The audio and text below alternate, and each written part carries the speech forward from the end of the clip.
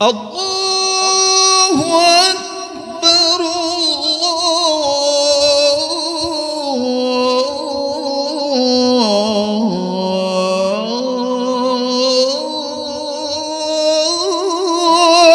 الله أكبر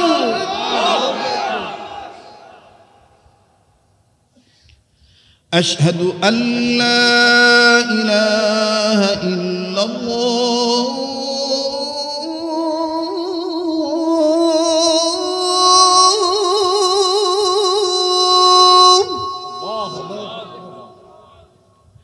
أشهد أن لا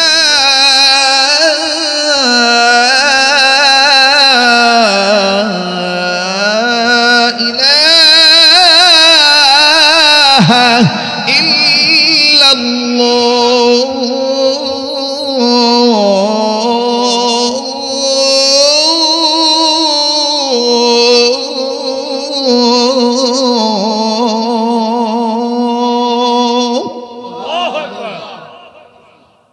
حي على الصلاة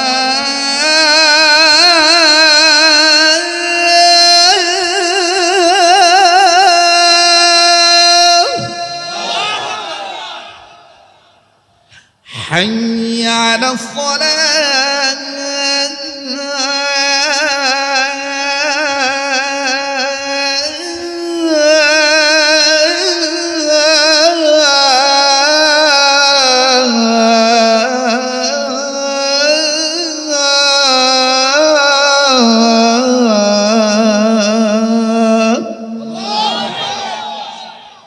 حي على الفلاح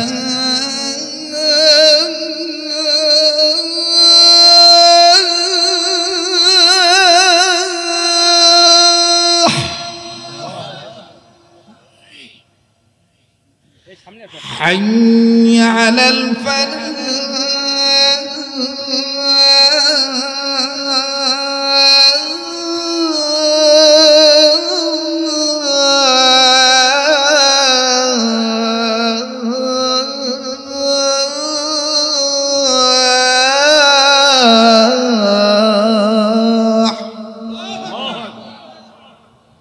الصلاة خير من النوم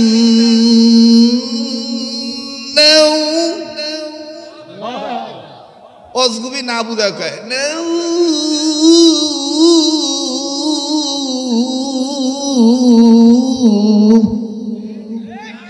এটা ভুল الصلاة خير من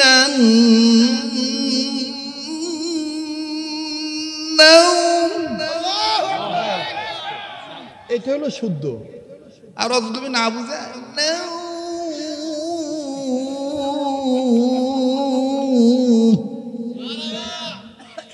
মানে যা কয় তাই সুর দিয়া অনেকে বলে এটা মক্কা মদিনার সুর আসলে এটা বাংলাদেশের আজান মক্কা আর মদিনারটা আলাদা মক্কাতে যখন দেয় তখন মসজিদে হারাম মক্কাতুল মুকাররমায় একটু মোটা কণ্ঠে বলে আল্লাহু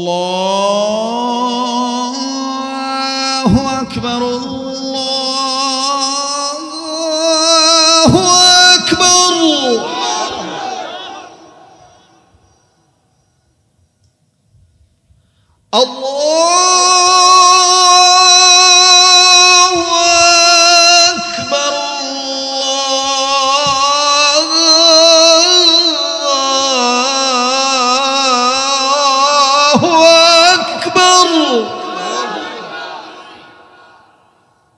মক্কা আর মদিনায় যখন দেয় মদিনায় আর একটু নরম কণ্ঠে চিকন কণ্ঠে বলে বলবো বাড়ি যাবেন না এ কোন তোবারক আছে নাকি সভ্য না আমি কি তোবারক আছে নাকি না আপনি আছেন পোলাও দিয়ে আবার কি করবো কি মায়া কণ্ঠ মায়াবী কণ্ঠে বলে আল্লাহু আকবার আল্লাহু আকবার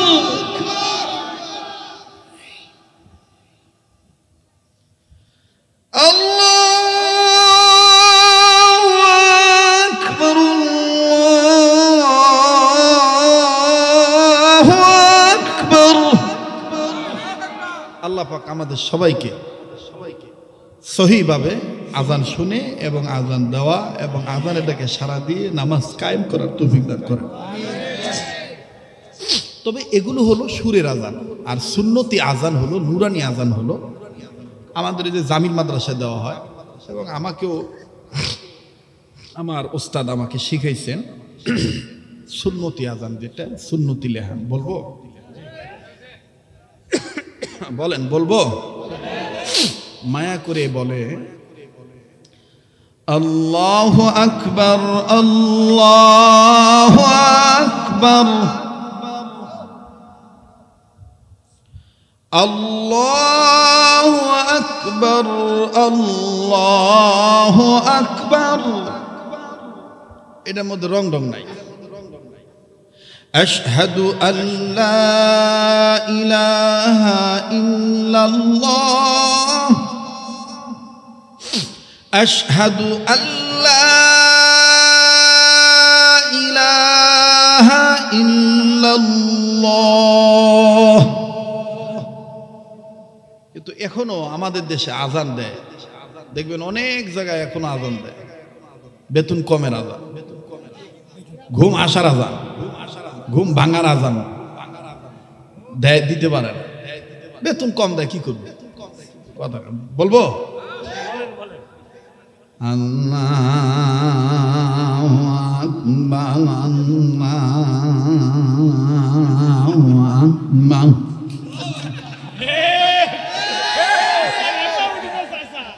কথা কোন ঠিক কিনা? এই যে মিডিয়ার ভাইরা, আপনাদের কাছে অনুরোধ করব, আপনারা এটাকে কাটিং করে দিবেন না। শুদ্ধ আজান অশুদ্ধ আজান দুইটাকে এক করে দিবেন। আর যদি কাটিং করে দেন তাহলে কাল হাসরের ময়দান এবং দুনিয়ার জমিনে এটার তো বেইজ্জত হবেনই, আখিরাতে আপনার বিরুদ্ধে মামলা দায়ের করবে।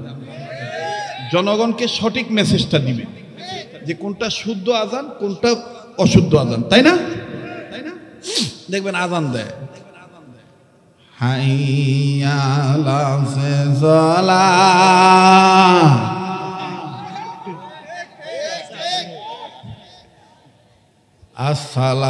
আসসালাতু খায়রুম মিনান নাওম।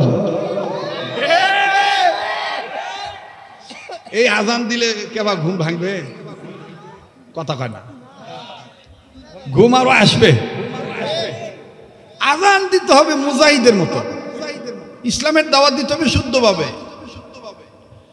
হাইয়া আলাস সালাহ,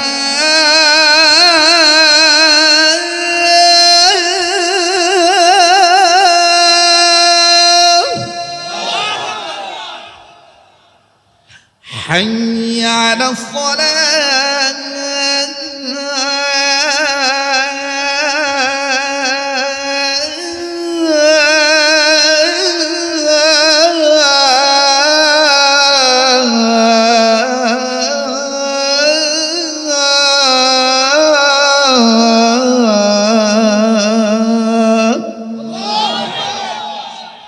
ঘুম ভাঙবে না? এবার দোয়া হয়ে যাবে। যে যেখানে আছেন, আমি তো বুঝছি শরীরের মধ্যে আবার একটা জোশ পয়দা হয়েছে যে হুজুর যদি আরো আধা ঘন্টা থাকে তা আরো আধা ঘন্টা শুনবো। না থাক, আল্লাহ কবুল করুন। ওরে বাপ, সভাপতিও দিয়ে মুদে গেছে। বা সভাপতি কয় হাই আলাল বলাটা শেষ করেন। হাইয়া আলাল ফালাহ,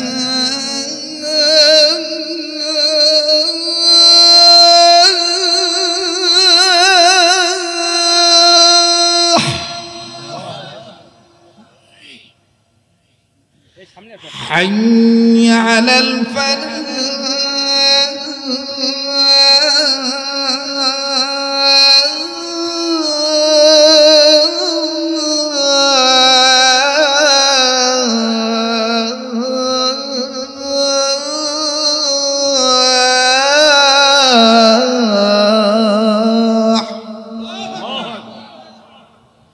الصلاة خير من النوم.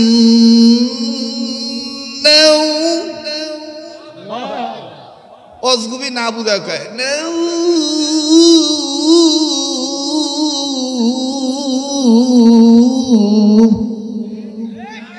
এটা ভুল, এটা ভুল। আসসালাতু খায়রুম মিনান নাওম, এটা হলো শুদ্ধ। আর অত তুমি না বুঝা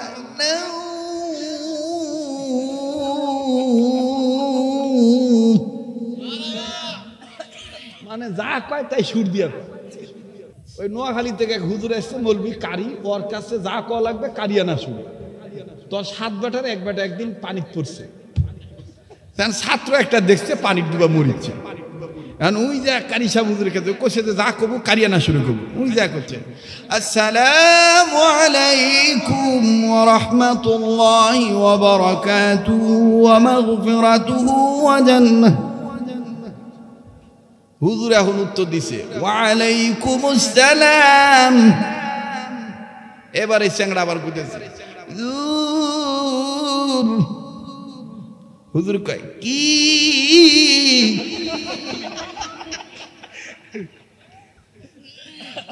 হুজুর আপনার কয়টা বেটা? আমার 7 বেটা। হুজুর 7 বেটার মধ্যে কোন বেটা জানি পানিতে পড়ে গেছে। হুজুর এতক্ষণ হারামি, আমার বেটা পড়ে গেছে পানিতে, এটাও কারিয়ানা সুরে করলো। হুজুর আমার দোষ কি? আপনি তো করছেন যা কবু কারিয়ানা সুরে করবো। তো সব জায়গায় কারিয়ানা সুরে দেওয়া লাগে না, বুঝে শুনে টান দেওয়া লাগে। কথা কোন ঠিক কিনা? তাহলে আজকের এই সিরাত মাহফিলে এটাও একটা শিক্ষা হয়ে গেল। আসসালাতু খায়রুম মিনান নাওম। ঠিক আছে না? আল্লাহ কবুল করেন, বলেন আমিন। আরেকটা কথা বলে দিই, যারা কবরের আযাব থেকে মুক্তি পেতে চান, মরণের সময় ঈমান নিয়ে মরতে চান, আযানের জবাব দিবেন, ইকামতের জবাব দিবেন। আল্লাহ কবুল করেন, জোরে কোন আমিন। ঠিক আছে না? চলবে? আমি ভাই ছোট মানুষ, ওই যে বড় ভাই বলে গেছে, আমাদের ওয়াজ করা দেখেই এর ভিতরে একটা আশা রাখছিল বক্তা হন। আসলে সত্যি বক্তা যে জীবনে হতে পারবো বা কথা যে বলতে পারবো, এটা কোনোদিন মানে চিন্তাও করিনি। বুঝতে পারছেন? এই বড়রা মহাব্বত করছে, ভালোবাসছে। বড়দেরকে মহাব্বত করবেন, সেটা আলিয়ার আলেম হোক আর কওমির আলেম হোক। বড়দের দোয়া কখনো বিফলে যায় না, ঠিক কিনা বলেন? মানুষের দোয়া, এ দোয়া আলাদা একটা সম্পদ। আল্লাহ তাআলা আমাদের সবাইকে কবুল করেন, আবার বলে না আমিন। তো ইসলামের পক্ষে আসতে গেলে, বাস্তব সিরাত গ্রন্থ কোরআন মানতে গেলে বাধা আসতেই পারে। এজন্য কি ইসলামী আন্দোলন করা বাদ দেব? জনগণ বাদ দেব? তাহলে যুবকদেরকে লক্ষ্য করে একটা ঘটনা শুনি। এটা অনেকে শুনছেন অথবা নাও শুনতে পারেন। আমার ভাইরা, মক্কায় বিল পাস হয়ে গেল। এই মুহাম্মদ কেমন মানুষ, মুহাম্মদের কাছে আসলে মুহাম্মদের কালেমার দাওয়াত দিতে হয় না, দেখলেই কালেমা পরে মুসলমান হয়ে যায়। অতএব সিআইডি লাগাতো, মুহাম্মদকে দেখায় দেয় কে কে, ওদেরকে আগে ধর। ভাই ভাই কথা না বলি, ওদেরকে আগে একটু দেখায়, ওদের আগে বিচার কর। আমাদের বাংলাদেশেও কিন্তু এরকম একটা সময় ছিল, সাইদি সাহেবের নাম নেয় কে কে দেখতো, কোন বক্তা সাইদির নাম নেয়। এই বক্তা কোনো রাজনীতি করে না, খালি আল্লামা দেলোয়ার হোসেন সাইদি রহমতুল্লাহর জন্য দোয়া করছে, তাই ওর বিরুদ্ধে মামলা হয়ে গেছে। দেখতো মামুনুল হকের নাম কে কেনে, ফয়জুল করিমের নাম কে কেনে, ইসলামী আন্দোলনের কথা কে বলে, আল্লাহর জমিনে আল্লাহর আইন চাই এই কথাটা কে বলে। দেখতো এই বক্তা এরাই জঙ্গি, এরাই জঙ্গি। কাকা, জঙ্গি জঙ্গি ভাব আর এটা বাংলাদেশে খাবে না।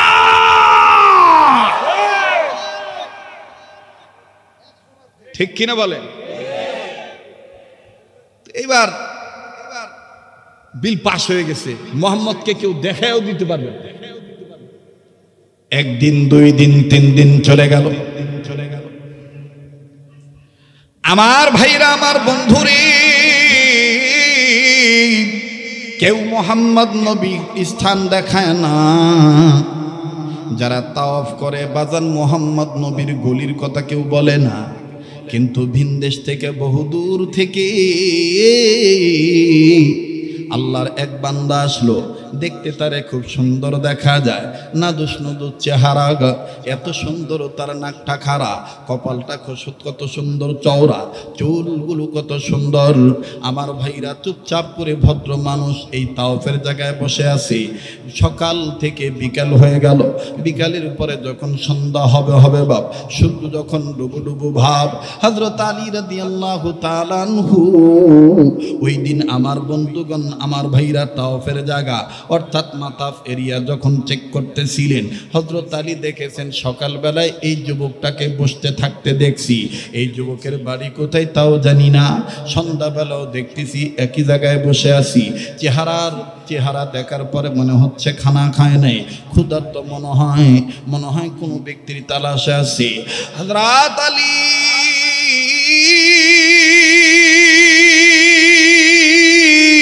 আস্তে করে লোকটার কাছে যাইয়া ডাক দিয়ে বলে, ভাই তোমাকে সকালেও দেখছি এক জায়গায় বসাও, বিকাল বেলাও দেখলাম এক জায়গায় বসা, আবার সন্ধ্যা গনিয়ে আসতেছি এখানেও দেখতেছি একই জায়গায় বসাও, ভাইজান তুমি মনে হয় কোনো কিছু খাও নাই?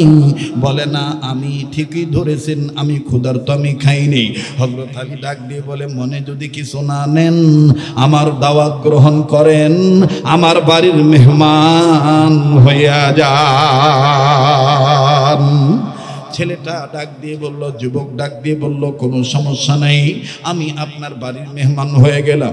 এবার বাড়িতে নিয়ে যাওয়ার পরে দস্তরখানা যখন বিছিয়ে দেওয়া হলো, খাবার পরিবেশন করা হলো, খানা খাওয়া যখন শেষ হয়ে গেল, হযরত আলী ডাক দিয়ে বলতেছেন, যান আপন জায়গায় চলে যান, আমার মাকসাদ ছিল আপনাকে খাওয়ানো, আপনার মেহমানদারি করানো, যান এখন আপনি যেতে পারেন।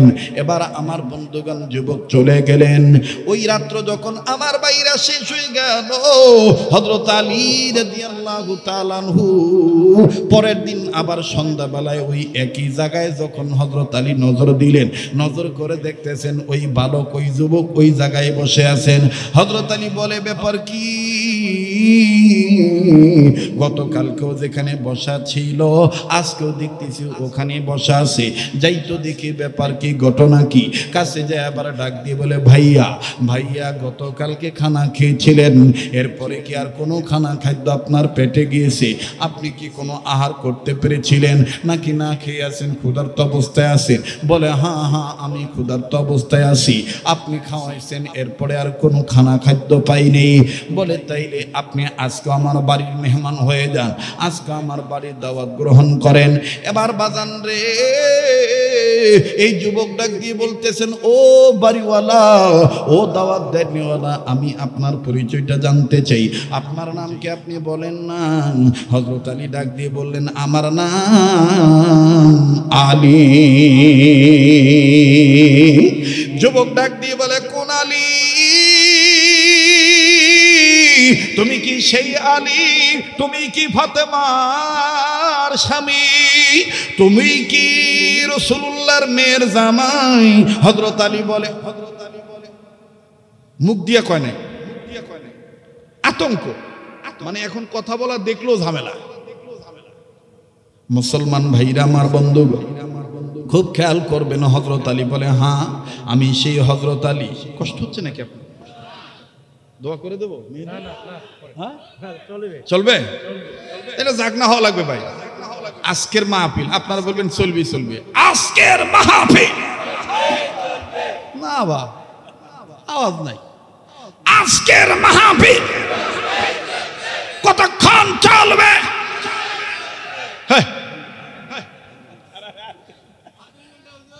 আল্লাহ যতক্ষণ চালায় ইনশাআল্লাহ।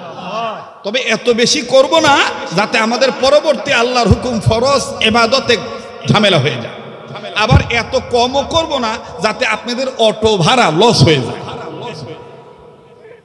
দুইটা সামঞ্জস্য রেখে আপনাদেরকে বিদায় দেব ইনশাআল্লাহ। মুহতারাম হাজিরিন, মুসলমান ভাইরা আমার বন্ধু, হযরত আলী যখন বললেন আমি সেই আলী, এবার লোকটি কান্দে, যুবক কান্দে, ডাক দিয়ে বলে আমার কপাল কত ভালো, আমি আলীর বাড়ির মেহমান, নবীর মেয়ের স্বামীর দস্তরখানায় বসবো। এবার হযরত আলী বলতেছে আমার পরিচয় জানলেন, আপনার পরিচয় পরে আমি জানবো, আগে আমি আপনাকে খাওয়ায়া নেই।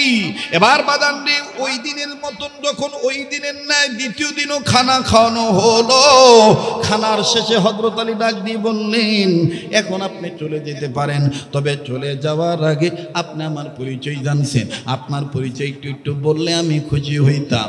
লোকটি ডাক দিয়ে কয় আলী রে, আমার নাম আবু যর গিফারি।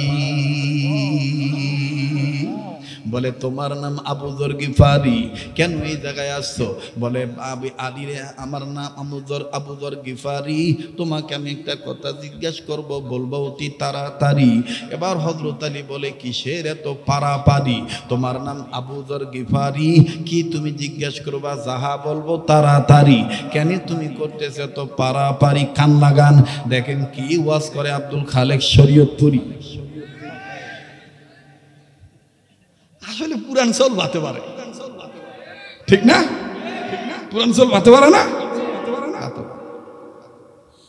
মুসলমান ভাইরা আমার, হযরত আলীর হাতটা ধরে দেন, হুজুর তো হাতটা দেন, হাত ধরলো সব হবে। বা আমরা গরিব মানুষ তো, ওনার হাতটা ধরলো, আল্লাহ বড় লোক বানায়, ঠিক আছে না? লোক সিনা হাত ধরছি।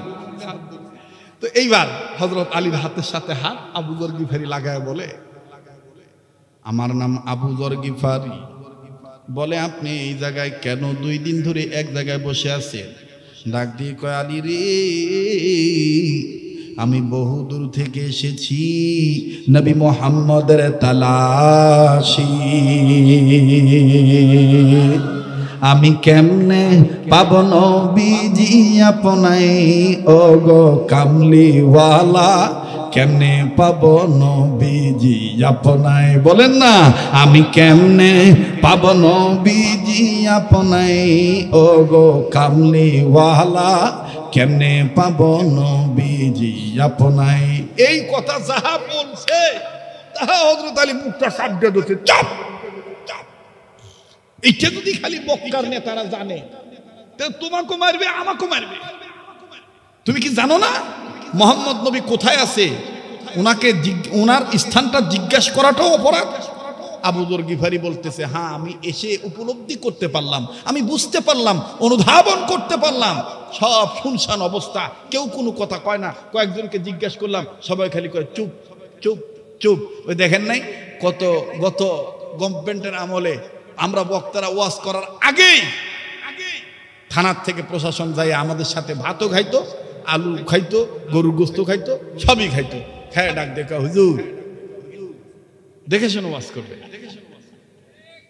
বোঝেন তো আমরা পড়ার চাকরি করি, কথা বোঝেন না? মানে এমন একটা অবস্থা।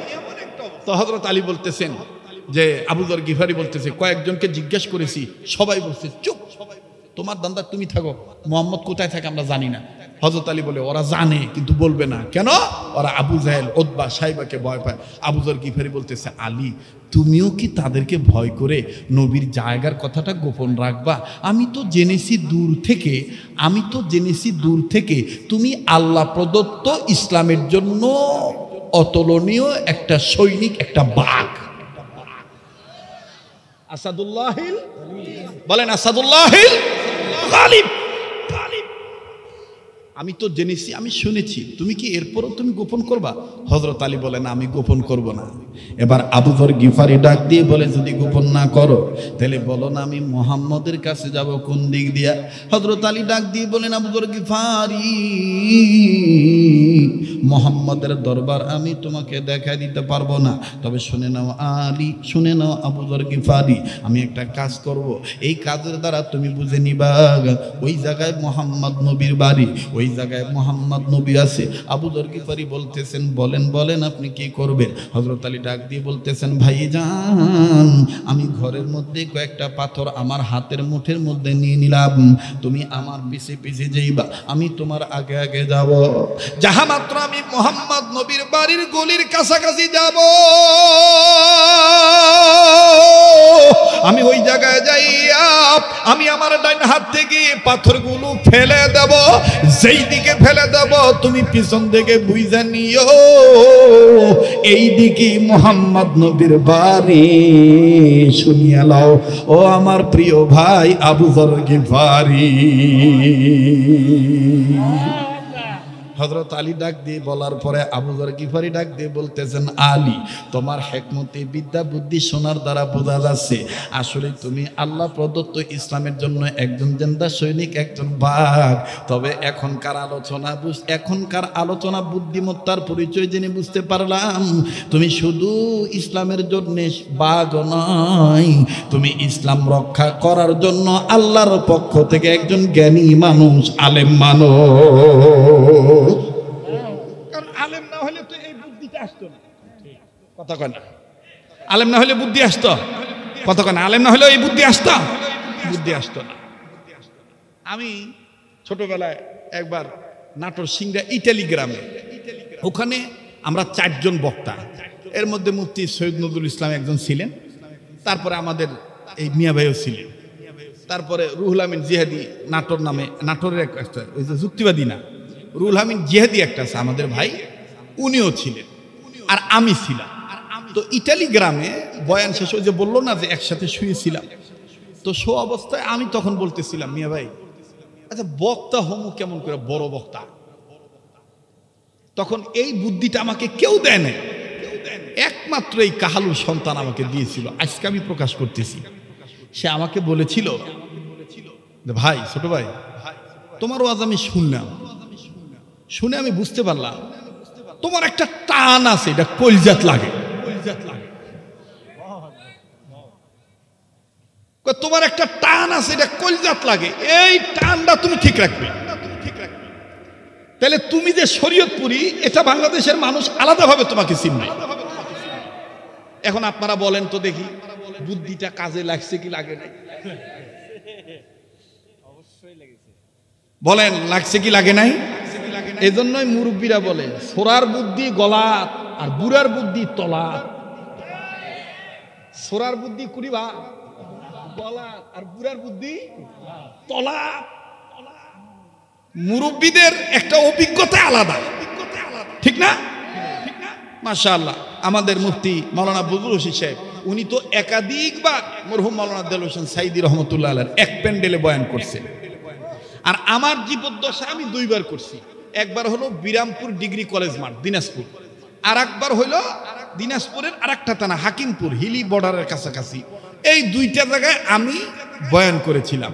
সেদিন আমি যে ঘরের হই, আমার পোশাক যেটাই হোক, আমার টুপি যেটাই হোক, সেদিন ওই কোরআনের পাখিটি আমাকে বলেছিল পিঠে থাবড়া দিয়ে যে আগামী প্রজন্মের তোমরা এই তরুণ আলেমরা বাংলার মুসলমানদের জন্য বাঘের ভূমিকা হয়ে কাজ করবে।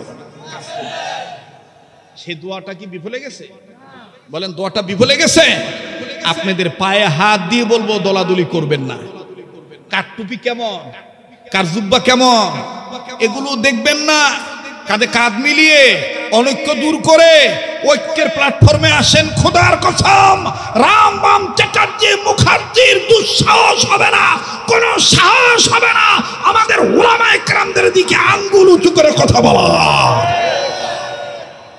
এখনো যারা কাদা সুরাসুরি করবে, এখনো যারা ডিভাইডেড করবে, বুঝে নেবেন এরাই মির্জাফর। বিগত বছরগুলোতে যারা এক হইতে দেয় নাই, এরাই এখন সুকৌশলে আমাদের ঐক্যবদ্ধ প্ল্যাটফর্ম পছন্দ করে না। কষ্ট হচ্ছে নাকি আপনাদের? হযরত আবু যর গিফারি রাদিয়াল্লাহু তাআলা আনহু বলতেছেন, হযরত আপনার এই বুদ্ধিমত্তার পরিচয় আমাকে বলে দিয়েছে, আপনি শুধু আসাদুল্লাহিল গালিব না, আপনি একজন আলেম, আপনি একজন জ্ঞানী মানুষ। মুসলমান ভাইরা আমার বন্ধু, ইতিমধ্যেই আবু জাহেল আবার মাইক বের করে দিয়েছে, ভাইয়া চলে যাস না রে ভাই, 2-1 জন ওঠাউটি করতেছ দেখতেছি সবাই না, আপনার আবার মন খারাপ করেন না। আমি জোর করে বলবো, পায়ে হাত দিয়ে বলবো বসে থাকো, এই পাগলের সাথে দোয়া কইরা যাইও। এই পাগলের সাথে দোয়া করলে তুমি ঠকবা না, এই চেহারাটার দিকে তাকাইলে তুমি ঠকবা না। মুসলমান ভাইরা, আমার বন্ধু, আল্লাহর কসম করে বলি, এবারও যখন হজের মৌসুমে আরাফাত ময়দানের সাথী হয়ে গিয়েছিলাম, হাজিদের সাথী হয়েছি, এরপরে আবার যখন হজের পরে আবার যখন লম্বা প্রায় 1.5 মাসের সফর ছিল আরব আমিরাতে, ওই সময় বাজান আবার ওমরার সুযোগ হয়েছি। আল্লাহর কসম করে বলি বাজান, কাবা ধরার সুযোগ আল্লাহ করে দিয়েছেন। এক কর্নারে যাইয়া কাবা ধরে আপনাদের জন্য চোখের পানি ছেড়ে কেঁদেছি। আর আল্লাহকে বলেছি, আল্লাহ দেশ বিদেশে, গ্রামগঞ্জে, শহর বন্দরে, ছোট বড় মাহফিলে, মসজিদ মাদ্রাসাতে, যেখানে যে ময়দানে তোমার এই গোলামের নাম শুনে তোমার বান্দা বান্দিরা হাজির হবে, ও আল্লাহ, তোমার এই গোলামের চেহারার দিকে যারা তাকাবে, তারা যখন মাহফিল শেষে আমার সাথে দোয়ায় হাত তুলবে, আল্লাহ তোমার ভান্ডারে কোনো কিছুর অভাব নাই।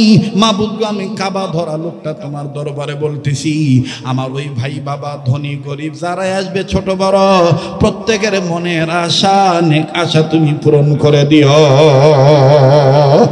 কাছেই বাদান আমার দিল বলে, আজকের দোয়া আল্লাহ ফিরে দিবি না,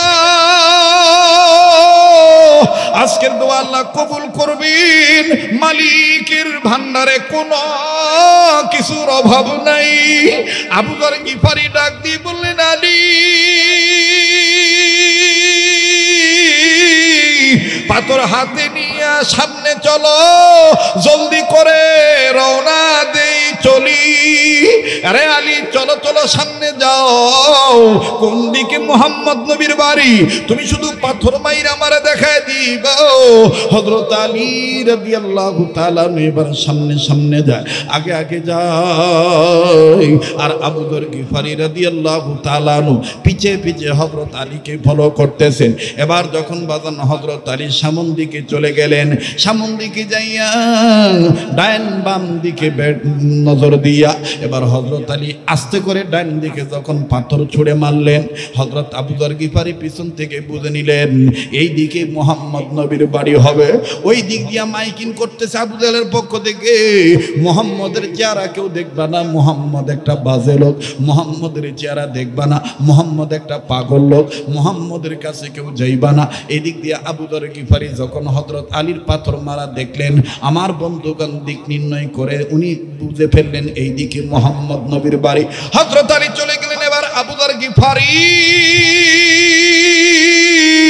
চলে গেলেন গলির ভিতরে, তাড়াতাড়ি একেবারেই যাইয়া খুঁজে পাইলেন মুহাম্মদ নবীর বাড়ি।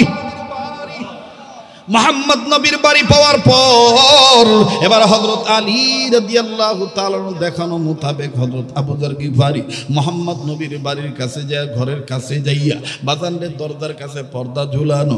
আল্লাহ নবীর সাহাবী আবু যর গিফারি এখন ইসলাম কবুল করেন নাই। আমার ভাইরা, আবু যর গিফারি পর্দাটা সরাইলেন।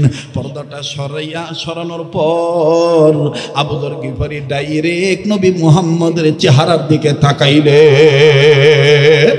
আবু যর গিফারি মুহাম্মদ নবীর চেহারা দেখে চিৎকার দিয়ে বলে, কে বলেছে নবী মুহাম্মদের চেহারা ভালো না? কে বলেছে মুহাম্মদ নবী সন্ত্রাসী? কে বলেছে মুহাম্মদ নবী পাগল? আরে মক্কাবাসী,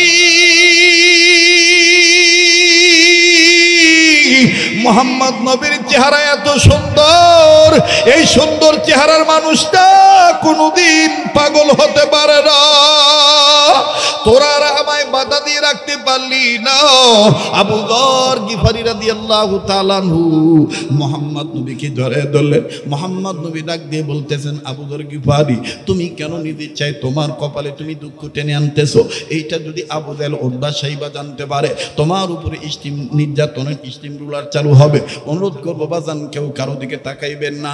দেখেন তো দেখি হাকিকতান এক ফোঁটা চোখের পানি আপনি ফালাইতে পারেন কিনা নবীর মহব্বতে। কান্না না আসলেও কান্নার ভান ধরবেন। কান্নার অভিনয় করলো, আমার আল্লাহ মাফ করে দিবেন বাজান।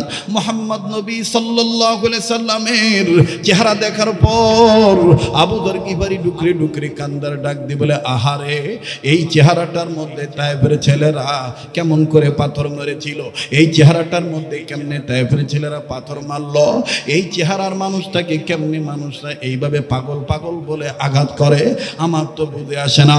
আল্লাহ নবী ডাক দিয়ে বললেন, আবু যর গিফারি তুমি কি আমি নবী মুহাম্মদকে অনেক ভালোবাসো?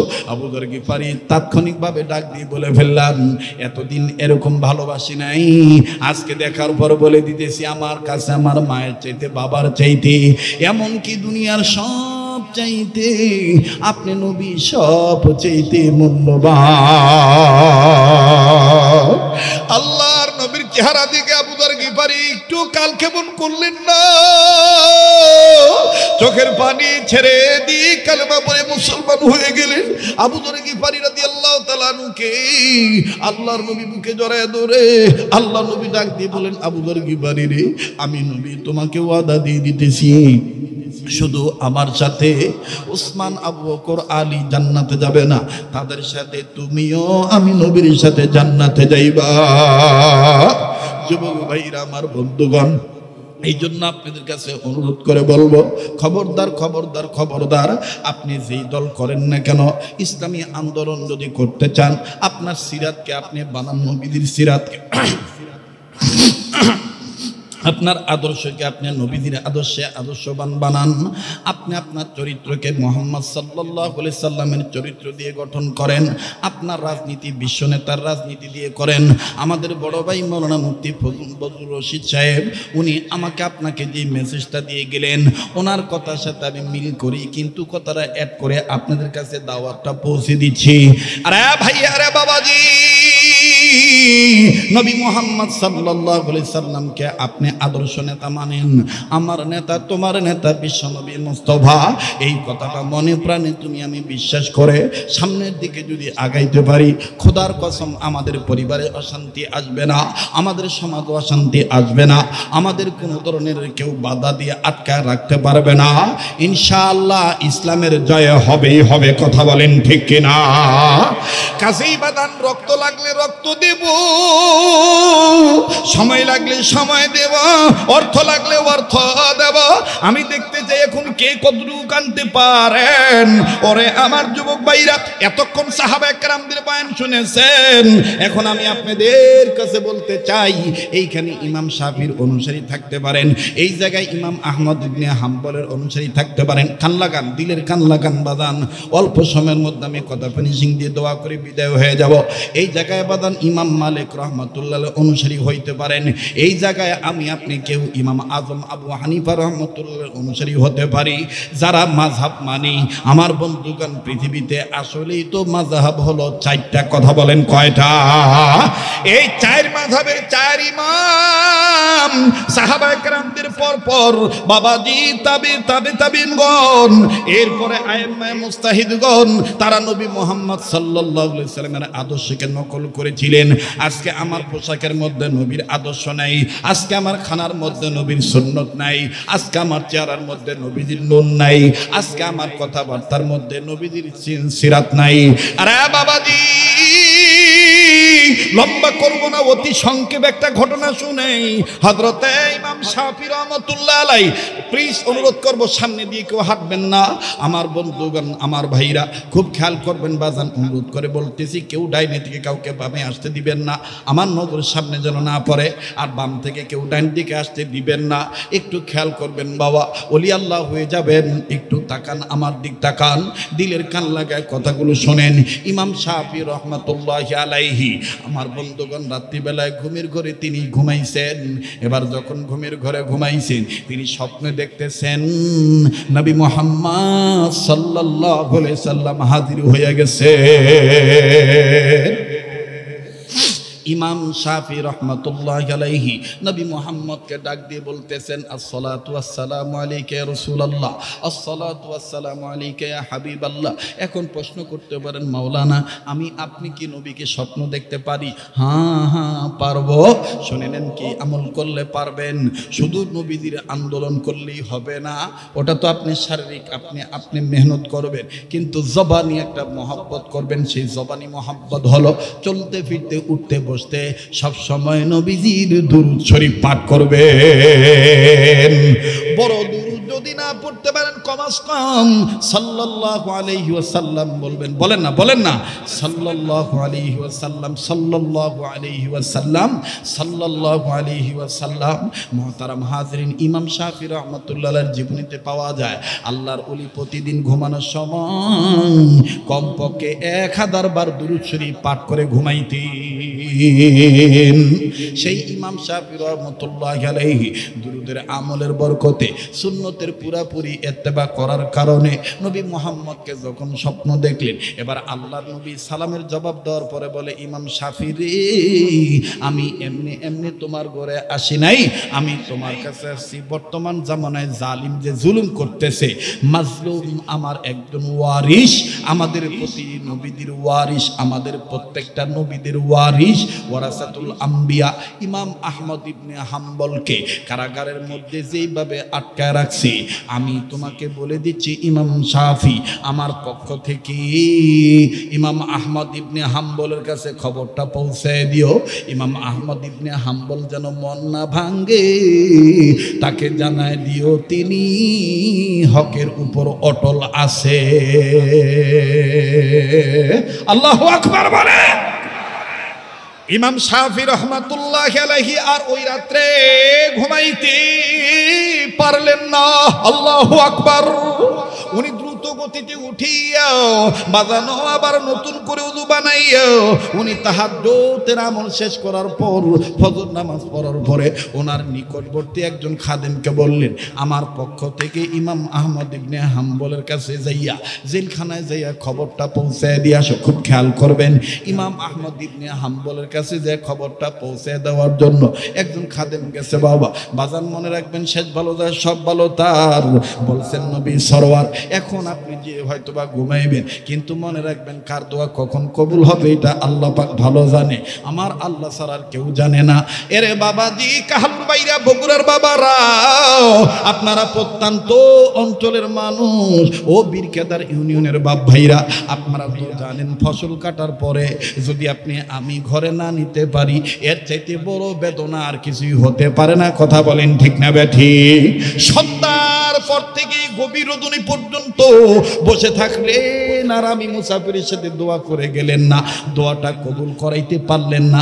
এর চাইতে পোড়া কপাইল হতবাগা আমি আর আপনি ছাড়া কেউ হতে পারি না। একটু নিজের বুঝান, মন কেন করো ছুটাছুটি? আমি তো আল্লাহকে পাওয়ার জন্য আসি, আমি তো নবীর আদর্শ বোঝার জন্য আসি। আর বাবাজি,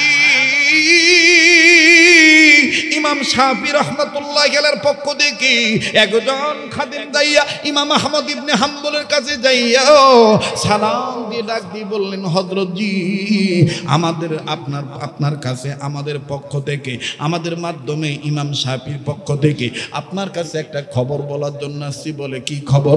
বলে খবরটা হলো, গত রাত্রে ইমাম শাফি নবী মুহাম্মদকে স্বপ্ন দেখছেন। নবীজি বলেছেন আপনি ইমাম আহমদ ইবনে হাম্বল ইসলামী আন্দোলনের সক্রিয় কর্মী, আপনি হকের পক্ষে আছেন। যুগে যুগে ইতিহাসে লেখা দেখা যায়, আল্লাহর পথে যারা কথা বলে যায়। যুগে যুগে ইতিহাসে লেখা দেখা যায়, আল্লাহর পথে যারা জীবন দিয়ে যায়। বিনা পরীক্ষাতে পাস নাই হয়, বলেন বিনা পরীক্ষাতে পাস নাই হয়। ভয় নাই রে, কোনো ভয় নাই, আল্লাহ যদি থাকে সহায়। ঠিক কিনা?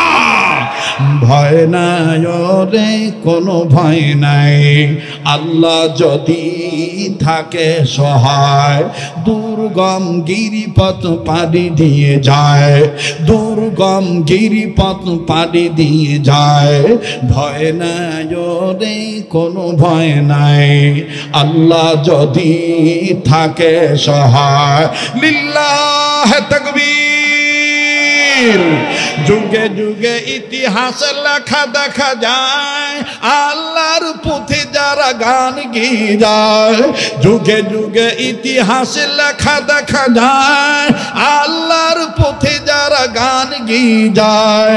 বিনা পরীক্ষাতে পাস নাই হয়, বলেন বিনা পরীক্ষাতে পাস নাই হয়। ভয় নাই রে কোনো ভয় নাই, আল্লাহ যদি থাকে সহায়। ইমাম আহমদ ইবনে হাম্বল ডাক দিয়ে বলেন, এত বড় খুশির খবর ये मेरे लिए बहुत बड़ा खुशखबरिया है, আল্লাহু আকবার। ডাক দিয়ে বলে, এত বড় খুশির খবর তুমি নিয়ে আসছো, শুনে নাও শুনে নাও। নবীজিকে আমি মোহাব্বত করি শুধু আন্দোলন করার মাধ্যমে না, আমার চলন, আমার ফিরুন, আমার উঠোন, আমার বসন, আমার লেনা দানা সব কিছুর মধ্যে নবীর সুন্নত আছে। শুনে নাও শুনে নাও শুনে নাও, নবীদের সুন্নত হলো কেউ যদি খুশির সংবাদ নিয়ে আসে তাইলে নবী তাকে খুশি হইয়া হাদিয়া দিতেন। শোনো রে আল্লাহর বান্দা, আমি ইমাম আহমদ ইবনে হাম্বল এই খুশির খবরটা শোনার পরে এখন তোমাকে কি হাদিয়া দেব? লোকটা ডাক দিয়ে কয়, হুজুর আপনি তো এমনি মাজলুম, আপনি তো কারাবন্দী অবস্থায় আছেন, আপনি কি হাদিয়া দিবেন? কষ্ট হচ্ছে নাকি আপনাদের? বলে আপনি কি হাদিয়া দিবেন? এবার ইমাম আহমদ ইবনে হাম্বল নিজের গায়ের দিকে তাকায় বলে, আল্লাহর বান্দা, করব আমি নবীর সুন্নত জিন্দা, মনে যদি কিছু না নাও আমার গায়ের এই জুব্বাটা তোমাকে হাদিয়া দিয়ে দিব। এবার খাদেম কয়, হুজুর, ইমাম শাফির খাদেম ইমাম আহমদ ইবনে হাম্বল কয়, হুজুর আপনার জুব্বা তো দেখতেছি মাঝে মাঝে সিরা ফাড়া। বলে এটা তো বুকের সাইডে, এই দেখো পিঠের সাইডে। এবার ইমাম আহমদ ইবনে হাম্বলের পিঠটা দেখিয়া ইমাম শাফির খাদেম কান্দার ডাক দিয়ে কয়, হুজুর এটা তো মনে হয় চাবুকের আঘাত। বলে হ্যাঁ হ্যাঁ, জালিম আমাকে ইসলামী আন্দোলন করার কারণে, শরীয়তের বিধানকে মানার কারণে, এইভাবে সত্যের বিধান মানার কারণে জালিম বাদশার পক্ষ থেকে আমাকে এভাবে চাবুক মারা হয়েছে। এই চাবুকের বাড়িতে গায়ের চামড়া তো ফেটে গেছে, জুব্বার কাপড়ও ছিঁড়ে গেছে। এই সিরা জুব্বাটা আমি তোমায় দেব, তবে শুনে নাও শুনে নাও, এতদিন বাদশার মার চাবুকের আঘাত অনেকটা সহ্য করতো আমার জুব্বার কাপড়, কিন্তু এই জুব্বাটা দেওয়ার পর এখন সরাসরি আমার পিঠের মধ্যে লাগবে, আমার চামড়া ফেটে যাবে। যাই যাই যাক, আমার চামড়া ফেটে যাক, কিন্তু আমি আমার নবীজির সুন্নতকে বাদ দেব না। এই কথা বলে ইমাম আহমদ ইবনে হাম্বল নিজের গায়ের জুব্বাটা খুলে দিয়ে দিলেন। ভাইয়া, ইমাম শাফি রহমাতুল্লাহর কাছে দেয়া খাদেম গেছে, খাদেম দেয়া কেবলমাত্র দাঁড়াইছে, ইমাম শাফি ডাক দিয়ে বলতেছে, খুশির খবর বলছো, ভালো কথা, কি হাদিয়া দিছে? সুবহানাল্লাহ কোন? বলে তোমাকে কি কোনো কিছু হাদিয়া দেয় নাই? ওনার গায়ের জুব্বাটা কি তোমাকে দেয় নাই? এবার ইমাম শাফিকে খাদেম ডাক দিয়ে বলে, হুজুর আপনি কেমনে জানলেন আমাকে জুব্বা দিয়েছে? বলে এক আল্লাহর ওলির সাথে আর এক আল্লাহর ওলির কানেকশন আল্লাহর মাধ্যমে আছে। আল্লাহু আকবার বলেন। ডাক দিয়ে বলে, হ্যাঁ হ্যাঁ, জুব্বা আমাকে দিয়েছে। বলে কই জুব্বাটা আমাকে দাও, কিছু সময়ের জন্য আমি ইমাম শাফিকে জুব্বাটা দাও, আমি এরপরে তোমাকে দিয়ে দেবো। দেখেন ভাইরা আমার, ইমামদের মধ্যে, আইম্মায়ে মুস্তাহিদগণদের মধ্যে নবীদের সুন্নতের ইত্তেবা কেমন ছিল, নবীদের আদর্শকে তারা কেমন নকল করছে। এবার ইমাম শাফি জুব্বাটা নিলেন, জুব্বাটা নিয়া আমার বন্ধুগণ একটা বালতিতে অথবা কোনো এক পাত্রে পানি নিয়ে জুব্বাটা ভিজাইলেন। জুব্বাটা ভিজা ভিজাইয়া জুব্বার ভিজানো পানি ইমাম শাফি রহমতুল্লাহ আলাইহি একটা বোতল ভরে রাখলেন, বোতল জাত করলেন। খাদেম জুব্বাটা পাওয়ার পর কয়, হুজুর দিলাম শুকনা জুব্বা, দিলেন ভিজা জুব্বা, বুঝলাম না আর আপনি কেন জুব্বাটা ভিজাই দিলেন? ইমাম শাফি ডাক দিয়ে বলতেছেন, আল্লাহর বান্দা ইমাম আহমদ ইবনে হাম্বল আশিক রাসূল সুন্নাতুল উম্মত, আমি ইমাম আহমদ ইবনে হাম্বলের জুব্বাটা ভিজানো পানিটা বোতলে রেখে দিলাম। আমি মৃত্যুর আগে আমার পারিবারিক সদস্যদের কাছে বলে যাব, আমার মরার উপর আমার শেষ গোসলটা যেন নবীর আশিক রাসূল সুন্নাতুল মর্দে মুজাহিদ ইমাম আহমদ ইবনে হাম্বলের জুব্বা ভিজানো পানি দ্বারা করানো হয়। আমার দিলের বিশ্বাস এই আশিক রাসূলের জুব্বার পানির দ্বারা আমি গোসল করলে আল্লাহ পাক আমাকে মাফ করে দিতে পারে। ভাইরা আমার, ওনারা জিলাপির আশিক ছিলেন না, ওনারা রবিউল আউয়ালের শুধু গজলের আশিক ছিলেন না, ওনারে নবীজির আগমনের চাঁদকে পেয়ে শুধু খুশি হইতেন না, ওনাদের রাজনীতি, ওনাদের ভোটাভুটি, ওনাদের নির্বাচন, ওনাদের শিক্ষা দরস তাদরিসগাহ, ওনাদের খানকা, ওনাদের দাওয়াত ও তাবলীগ, ওনাদের সব কিছুর মধ্যে ছিল নবীজির আদর্শ। কথা বলেন ঠিক কিনা? আল্লাহ পাক সেই কথাটাই বলেছেন, পৃথিবীর মানুষ, তোমরা যারা মানুষ রূপে জন্ম নিয়েছো, আমি আল্লাহ পাক তোমাদের উদ্দেশ্য করে বলে দিলাম, আমি রব আমার পক্ষ থেকে দুইটা জিনিস পাঠাইলাম। ইয়া আইয়ুহান নাস ক্বাদ জাআকুম বুরহানুম মির রাব্বিকুম ওয়া আনজালনা ইলাইকুম নূরাম মুবিনা।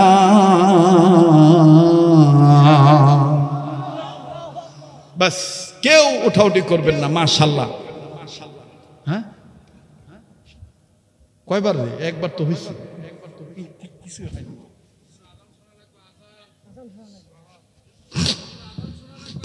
মুহতারাম হাজিরিন, আমার সাথে দোয়া করে যাবেন। কারা কারা একটু হাত তুলে দেখান তো দিকে, পাগলটার সাথে মুনাজাত করবেন, আল্লাহ কবুল করবেন। জোরে বলেন আমিন। হাত নামান।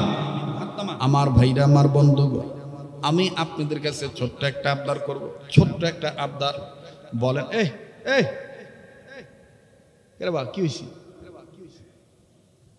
মুসলমান ভাইরা বলেন, কোরআন শরীফ কয় পারা? আবার জোরে কর, আর একবার। 10 পারা, 10 পারা, 10 পারা। কয় ভাগ হইল? 2 ভাগ সভাপতি সহসভাপতির কাছে জমা দিলাম। মাত্র 1 ভাগের একটা আবদার করব।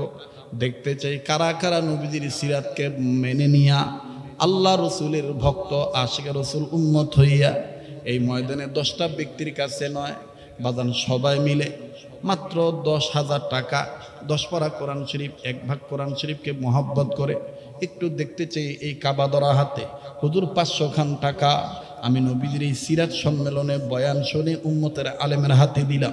আপনি আমার জন্য দোয়া করবেন।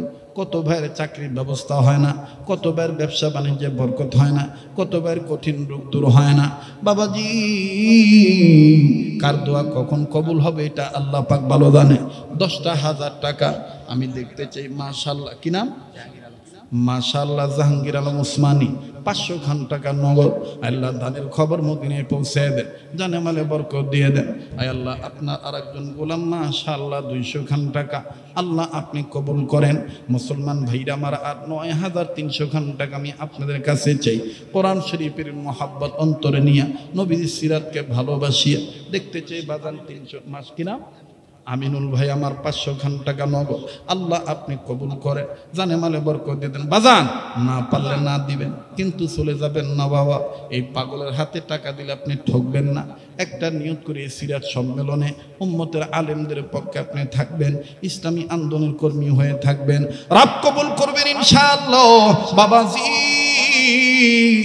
আর মাত্র আমার বন্ধুগণ 9,000, আমার ভাইরা, আমার বাবাজিরা 8,800 খান টাকার দরকার। আল্লাহ পাক কবুল করবেন ইনশাআল্লাহ। একটা কোরআন শরীফের হাদিয়া নগদ 300 খান টাকা, 200 খান টাকা হুজুর আমি আপনার হাতে দিলাম। 10 লরি একের বোঝা, কত টাকা পয়সা কত টাকা নষ্ট হয়ে যায়। যুবক ভাই, যদি তোমার কাছে থাকে তাইলে তুমি দিবা, না থাকলে না দিবা, কিন্তু টাকা চাইছি দেখে যে তুমি চলে যাইবা, এটা হতে পারে না ভাইয়া। দেখতে চাই সেই অন্তরে কার অন্তর নবীর মহব্বত আছে 300 খান টাকা 200 খান টাকা একটা নিয়ত করে দিবে মাশাআল্লাহ। আল্লাহ আপনি না এই কোনাটাই বেশি ডিস্টার্ব দিচ্ছে। এই ক্যামেরাম্যান কে রে বুগরার ভাষা ক লাগে তোর কেলাচ্ছু কেন রে অত কেন তোরকে হাসি মাশাআল্লাহ। আল্লাহ আপনার একজন বান্দা 500 খান টাকা আল্লাহ আবির ভাই 200 খান টাকা রব্বে কাব আপনি কবুল করেন। 10 পারা কোরআন শরীফকে আমি একটু মিলাইতে চাইছি বাবা, আল্লাহ পাক কবুল করবেন ইনশাল্লাহ। কত টাকা পয়সা কত টাকা নষ্ট হয়ে যায় বাবাজি, কোনো জায়গায় বাংলাদেশ বলেন বিদেশ বলেন আর দেশ বলেন কোনো জায়গায় হাত বিছায় মাহরুম হয় নাই। আরে ভাই আল্লাহ পাক আপনাদের বরকতে সে যে কতদিন ধরে ওয়াজ নসিহত করতেছি, আগের যে গলা বাজান ওই গলার ওই সুর আল্লাহ ওই রকমই রাখছে, ওই শক্তি ওই রকমই আল্লাহ রাখছে বাজান। বলেন তো বাজান এটা কার দান? আবার বলেন কার দান? এই মহাব্বত কোরআনকে ভালোবাসিয়া হুজুর আমার বেটা বেটিটা যেন লেখাপড়ায় উত্তীর্ণ হতে পারে, তারা যেন সাকসেস হইতে পারে। হুজুর আমার বেটার বিদেশ যাওয়ার জন্য টাকা জমা দিয়ে আটকা পড়ে আছে। এই কাহালুর অনেক সন্তানদের সাথে সৌদি আরবে দেখা হয়ে যায়, দুপচাচিয়ার অনেক সন্তানদের সাথে দেখা হয়ে যায়। আরে ভাইয়া সৌদি আরবের জমিনে মক্কা শরীফে দুপচাচিয়া আমাদের একজন ভাই আছে রাজা ভাই। বলেন কি ভাই? আবার কোন কি ভাই? রাজা ভাই। মক্কা শরীফে গেলে বাজান আলেমদের জন্য অস্থির হয়ে যায়, রুম ফ্রি, খানা ফ্রি, মেহমানদারি ফ্রি। সুবহানাল্লাহ কবেন না? তার বাড়ি হলো দুপচাচিয়া বাজান। আমাদের ঢাকার অনেক হুজুররা বলে উত্তরবঙ্গের মানুষ এরকম হয় নাকি? বলি সবাই জানেন না, উত্তরবঙ্গের মাটিও মানুষ যারে একবার প্রেমের নজরে শক্তভাবে আল্লাহ এবং আল্লাহ নবীর জন্য মহব্বত করে ধরে, তার জন্য জীবন দিতে রাজি থাকে। কথা বলেন ঠিক কিনা? আরে ভাইয়া এই জন্য দুপচাচিয়াবাসীর কাছে এমনকি কাহালুবাসীর কাছে আমি অদম সারা জীবন ঋণী থাকবো। মক্কা মদিনায় আপনাদের অনেক মহাব্বত পাই। আল্লাহ আমার একজন ভাই আপনার একজন বান্দা আশিক ভাই 200 খান টাকা আল্লাহ আপনি দানকে কবুল করিয়ে নেন, দানের খবর মদিনায় পৌঁছে দেন, জানে মালে বরকত দিয়ে দেন। বলেন আমিন। ভাইয়া 200 খান টাকার আবদার করেছি, 10টা হাজার টাকা 10-এর লরি 1-এর বোঝা সবার একটু অল্প অল্প করে সবার দাম আমি একটু মিশাইতে চাই ভাইয়া। এই মুসাফির মানুষ আপনার কাছে আবদার করেছি, কত টাকা পয়সা কত টাকা নষ্ট হয়ে যায় আমার বন্ধুগণ। আপনার 200 খান টাকা, আপনার 100 খান টাকা, আপনার 500 খান টাকা, 1000 টাকা আপনি কোরআনের মাহফিলে দিলেন, সিরাতের মাহফিলে দিলেন, নবীদের সিরাত গ্রন্থের আলোচনার উপরে দিয়ে দিলেন। আল্লাহ পাক এই মহাব্বতকে, এই সামান্য মহাব্বতকে আল্লাহ পাক বিশাল আকারে কাল হাশরের ময়দানে আমার বন্ধুগণ নবীদের কাছে আপনাকে পৌঁছায় দিতে পারে। নবীজির সাথে হাসর নাচর হয়ে যাবে। আল্লাহ আপনার একজন আনিস নামে একজন বান্দা 200 খান টাকা আল্লাহ আপনি কবুল করেন। আল্লাহ দানের খবর মদিনায় পৌঁছায় দেন, জানে মালে বরকত দিয়ে দেন। ভাইয়া যদি তোমার কাছে 200 খান টাকা থাকে, 100 খান টাকা যদি থাকে, একটা শামীম ভাই নামে 500 টাকা আল্লাহ আপনি কবুল করেন। এত দূর কেমন আল্লাহ আমার আরেক যুবক ভাই 200 খান টাকা আল্লাহ আমার আরেক ভাই 200 খান টাকা রব্বে কাব আপনি কবুল করেন। ইয়া আল্লাহ আপনার আরেকজন বান্দা 100 খান টাকা, আল্লাহ আপনার আরেকজন বান্দা 100 খান টাকা রব্বে কাব আপনি কবুল করেন। মাশাআল্লাহ মাশাআল্লাহ। আমার স্নেহের মাওলানা এইচ এম মেহেদী হাসান সিদ্দিকীর বাবা আমার হাতে 200 খান টাকা দিয়েছি। আল্লাহ কাকা 500 খান টাকা দিয়েছি। আল্লাহ কাকা জনের হায়াতের মধ্যে বরকত দিয়ে দাও, তার সন্তানকে আরো সুসন্তান হিসেবে কবুল করে নাও, গোটা জাতির জন্য তুমি নিয়ামত আকারে কবুল করে নাও। জোরে বলেন আমিন। আরো যারা দান করছে প্রত্যেকটা দানকারীর দানকে তুমি কবুল করে নাও। মাবুদ গো সবার জন্য দানকে তুমি খায়রের ফয়সালা করে দাও, শান্তির ফয়সালা করে দাও। বাজার পারলে দিবেন, না পারলে না দিবেন, কিন্তু আপনি চলে যাবেন না। চলে যাওয়া মানে নবীজির সিরাতকে অস্বীকার করা, নবীজির কোরআনকে অবজ্ঞা করা, আলেম ওলামাকে তুচ্ছ-তাচ্ছিল্য ভাবা। বসে থাকেন, মনে রাখবেন দা গুড নিউজ কামস স্লোলি। ভালো কাজের রেজাল্ট আস্তে আস্তে আসে। আল্লাহ পাক কবুল করবেন ইনশাআল্লাহ। রব্বে কাবা আপনার আরেকজন বান্দা 500 খানটা 1000 টাকা নগদ 500 বাকি 500 আল্লাহ আপনি কবুল করেন। জোরে বলেন আমিন। লা ইলাহা ইল্লাল্লাহ। জোরে লা ইলাহা, আরো জোরে লা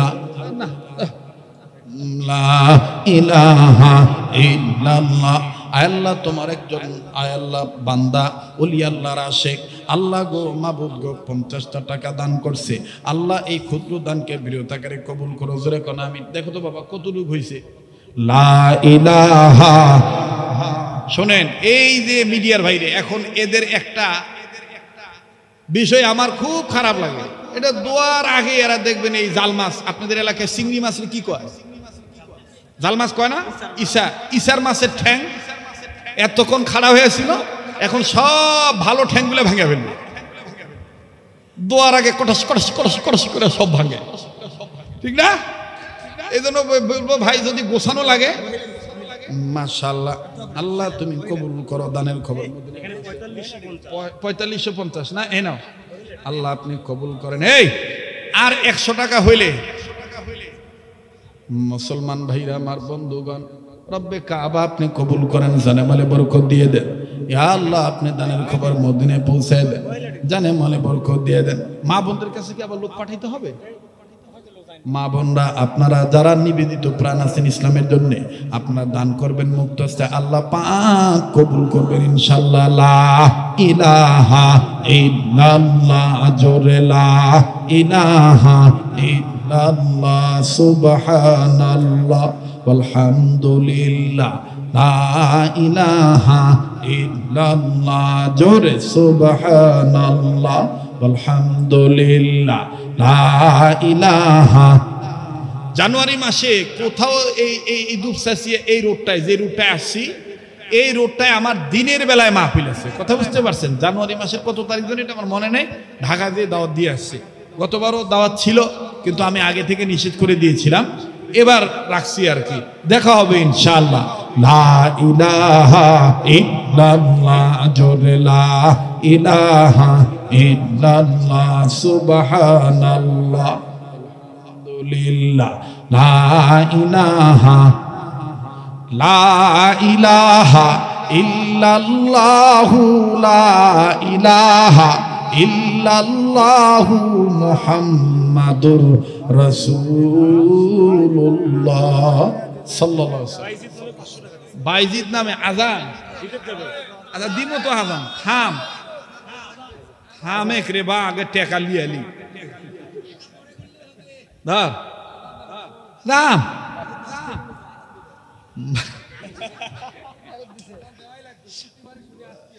আচ্ছা ও মানে সবাই আজান শোনার আবদার ভাই এখন কি আর আমি আগের মতন ওইরকম আজান দিতে পারি বলেন আজান কি আপনারাও শুনবেন হ্যাঁ সভ্য না কয় টাকা হয়েছে তাড়াতাড়ি করো জি মোহতারাম হাজরিন তাইলে বলেন আল্লাহ পাক সব জোড়া জোড়া পাঠাইছেন আল্লাহ পাক বললেন আমি আল্লাহ আমার নবী যারা আমাকে পেতে চাও তারা নবীকে মেনে নাও সুবহানাল্লাহ বলেন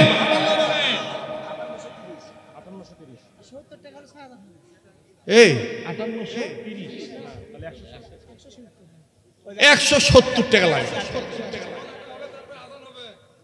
আরে কে রে এক একবার এক এক কথা কই আর 70 টাকা লাগে নাকি আর 70 টাকা হইলে 6000 টাকা হে একটা ভাই 20 টাকা দেন তো আর একটা ভাই 50 টাকা দেন বাহ বাহ বাহ ওরে দেখলে ছবি পাগল হবি দেখলে ছবি পাগল হবি পারবি না উম্মত সইতে পারবি না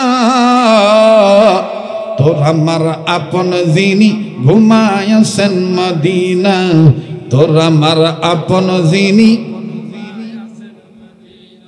বাপরে 70 টাকার জোর রে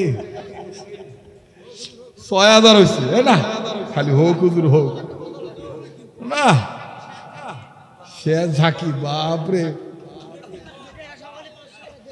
দেখ যাই হোক আল্লাহ কবুল করে শোনেন আমার এটা দায়িত্ব ছিল না তারপর আপনাদের অবস্থা বুঝে একটু ব্যবস্থা নেওয়ার একটা পরামর্শ আসছে সভাপতি সাহেবের পক্ষ থেকে এই মাহফিলটা হওয়াতে আপনারা খুশি না বেদা অনেকে বিশ্বাস করে নাই যে আমি আসবো কথা কয় না অনেকেই বিশ্বাস করে নাই যে আমি আসবো তো আগামীতে আমি যদি আবার আসি খুশি হবেন ইনশাল্লাহ? জান আমি ওয়াদা দিলাম, আমার স্নেহের মাওলানা HM মেহেদী হাসান সিদ্দিকী যদি যোগাযোগ ঠিক রাখে, আল্লাহ যদি আমাকে বাঁচায় রাখে, আগামীতে আমি আবার আসব। তবে আমার অনুরোধ থাকবে, আবার আগামীতে আমার শ্রদ্ধেয় বড় ভাই মাওলানা মুফতি বজলুর রশিদ মিয়া ভাইকেও রাখা চাই। কথা বলেন ঠিক কিনা? আল্লাহ কবুল করেন, জোরে বলেন আমিন। কে করে দুই মলবি এক খেতার তলে সুতপা পারে না? এলা ভুয়া কথা, ঠিক কিনা ভাই? মন থাকলে, মন ভালো থাকলেই হয়, ঠিক না? আমরা বড়দেরকে সম্মান করব, বড়রা আমাদেরকে স্নেহ করবে, আর বড় ছোটের মাঝে আমাদের মধ্যে যারা আলেম আছে আমরা তাদেরকে সম্মান করব, ঠিক কিনা বলেন? শ্রদ্ধা করব, নবীর উম্মতের কাতারে আমরা গণ্য হতে পারবো, ঠিক কিনা? আলেম ওলামা যেখানে, আলেম ওলামা যেখানে। শোনেন, সম্ভাবনাময় একটা মেসেজ দিয়ে যাচ্ছি, প্রস্তুত থাকবেন। বিগত সময়ে মাহফিলগুলো বাধা দিত লিস্ট করা ফ্যাসিস্টদের, চেসিস্টরা, ফ্যাসিস্ট আর চেসিস। চেসিস হলো গাড়ির বডি, কথা কয় না? ওরা তো হলো ইন্ডিয়ান বডি। ফ্যাসিস্টের দালাল যারা, তারা তো ইন্ডিয়ান মার্কা, কথা কয় না? ওরা বাধা দিত। আগামীতে হয়তোবা স্বার্থে আঘাত আসার কারণে গোপন ভাবে বাধা দেওয়ার চেষ্টা চালাবে। নিজ নিজ অবস্থানে অবস্থায় অবস্থান করে সকল প্রকার বাতিলদের মোকাবেলা করতেই হবে, কথা বলেন ঠিক কিনা? আল্লাহ কবুল করেন, জোরে কোন আমিন। আবার জোরে কোন আমিন।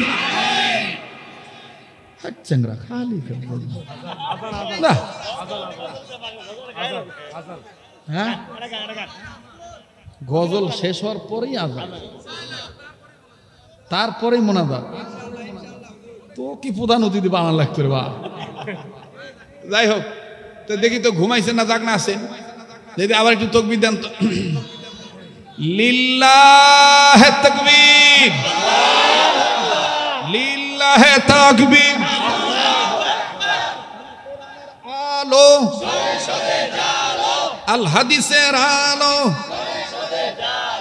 কোরআন হাদিস যেখানে, আলেম ওলামা যেখানে, নারায়ে তাকবীর। একটু জিকির করেন লা ইলাহা ইল্লাল্লাহ, জোরে লা ইলাহা, আরো জোরে লা ইলাহা ইল্লাল্লাহ, জোরে লা ইলাহা, লা ইলাহা ইল্লাল্লাহ, লা ইলাহা ইল্লাল্লাহ, লা ইলাহা ইল্লাল্লাহ, মুহাম্মাদুর রাসূলুল্লাহ সাল্লাল্লাহু আলাইহি সাল্লাম। আচ্ছা ভাইরা যদি গজল শুনতে চাইছে, কয়েকটা কলি শুনে দিই নাকি? ঘর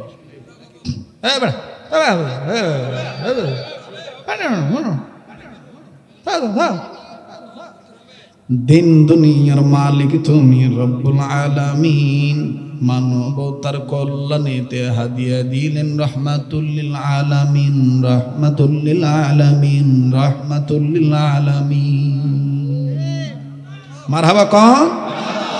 দিন দুনিয়ার মালিক তুমি রব্বুল আলামিন, মানবতার কল্যাণেতে হাদিয়া দিলেন রাহমাতুল লিল আলামিন, রাহমাতুল লিল আলামিন, রাহমাতুল লিল আলামিন, রাহমাতুল লিল আলামিন। মা যেই আয়াতগুলো পড়ছি ওয়াজে, সব আয়াতের অর্থের সাথে আমার এই সঙ্গীতটা মিল পাবে। ওই কারোটা শুনে করছি না বা কথা কয় না। দিন দুনিয়ার মালিক তুমি রব্বুল আলামিন, মানবতার কল্যাণেতে হাদিয়া দিলেন রাহমাতুল লিল আলামিন, রাহমাতুল লিল আলামিন, রাহমাতুল লিল আলামিন। মানুষ যেন গোমরা না হয় মালিক,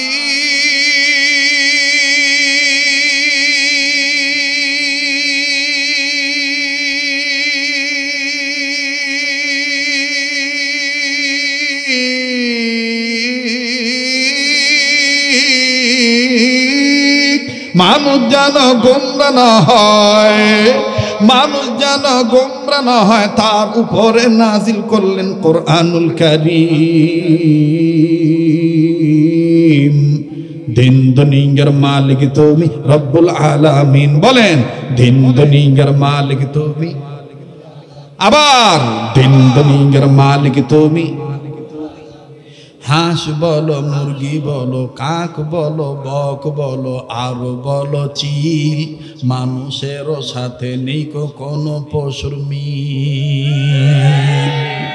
হাঁস বলো, মুরগি বলো, বক বলো, কাক বলো, আরো বলো চিল, মানুষেরও সাথে নেই কোনো পশুর মিল। রব তোমাকে মানবে যারা আল্লাহ,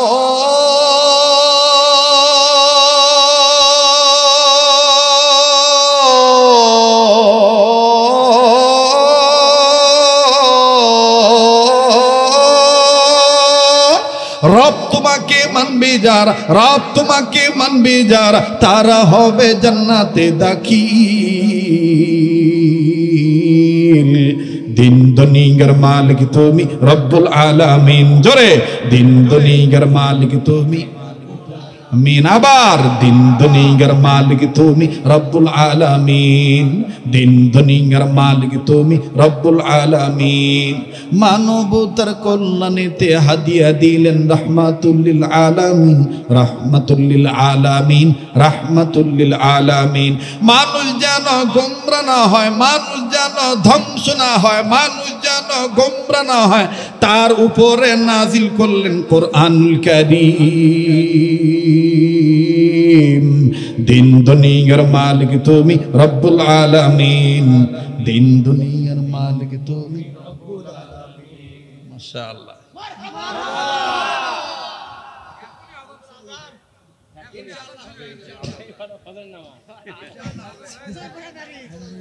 কষ্ট দিলাম নাকি ভাই? হ্যাঁ, এবার আসেন, আজান শোনার আবদার করতেছি, দেখি পারি কিনা, আল্লাহ জানে। ও মাইকলা ভাই, মাইকের সাউন্ডটা একটু সামান্য রিভার্ব দাও, আর সামান্য বোধই তো কি করা লাগে নাকি, মাইকেলাই তো গগাচ্ছে বেশি। আল্লাহ কবুল করুক, জোরে কোন আমিন। তবে আজান শুনে নামাজ পড়বেন তো ইনশাল্লাহ, আল্লাহ কবুল করেন, জোরে কোন আমিন। আগের মতন না হলে মাফ করে দিয়েন, গালি টালি দিয়ে না। বা রেডিও খুলে কারি মোহাম্মদ ওবেদুল্লাহ হুজুর কত সুন্দর মায়াবী কণ্ঠে বলে, আল্লাহু আকবার, আল্লাহু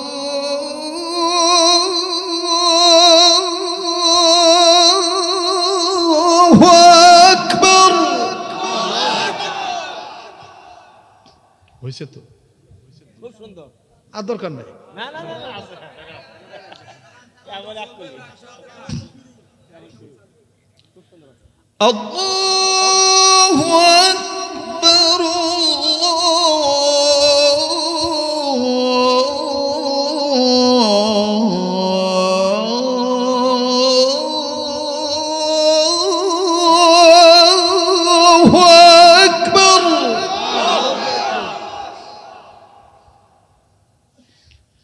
আশহাদু আল্লা ইলাহা ইল্লাল্লাহ,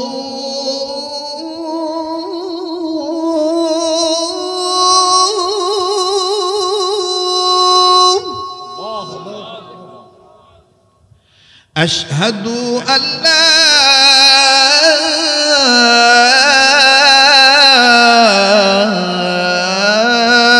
ইলাহা ইল্লাল্লাহ,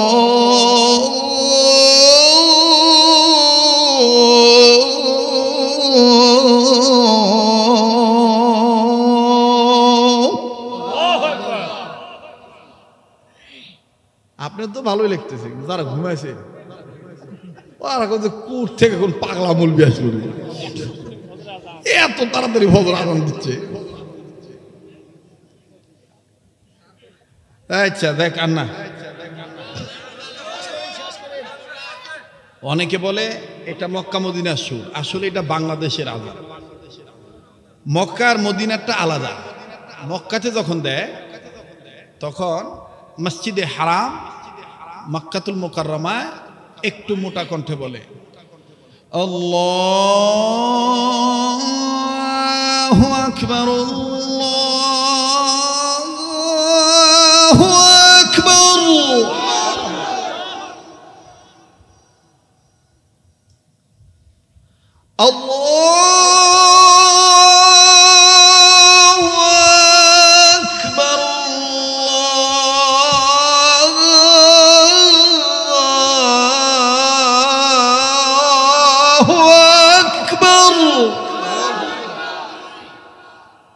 এটা হলো মক্কা। আর মদিনায় যখন দেয়, মদিনায় আর একটু নরম কণ্ঠে চিকন কণ্ঠে বলে, বলবো বাড়ি যাবেন না? এ কোন তোবারক আছে নাকি? সভ্য না, আমি কি তোবারক আছে নাকি? না, আপনি আছেন, পোলাও দিয়ে আবার কি করবেন? কি মায়া কণ্ঠ, মায়াবী কণ্ঠে বলে আল্লাহু আকবার, আল্লাহু আকবার।